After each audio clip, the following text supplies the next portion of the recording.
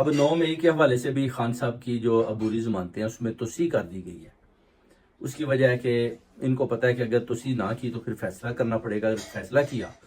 تو پھر خان صاحب تو بری ہیں سیدھے سیدھے, تو یہ تو اپنا چلے جائیں گے اپنا بنی گالا میں, تو سیاست کا میدان لگا لیں گے. تو انہوں نے ابھی جو ہے پیچھے سے تھوڑا سا جو ادارے ہیں, چند جرنیل ہیں, انہوں نے پش کیا کہ ان کو ابھی ڈیٹ دیں, ان کو ابھی باہر نہیں نکالنا, ابھی تھوڑا سا ہم حکومت بنا لیں. ابھی یہ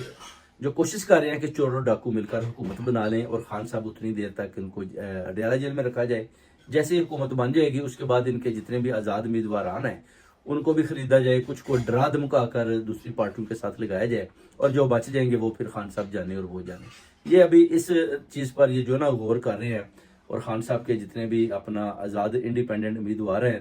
ان کو یہ خریدنے کی کوشش کر رہے ہیں, ان کو ڈرا دھمکا رہے ہیں, تاکہ خان صاحب جیت کر بھی بولیں جی کہ خان صاحب تو ہار چکے ہیں.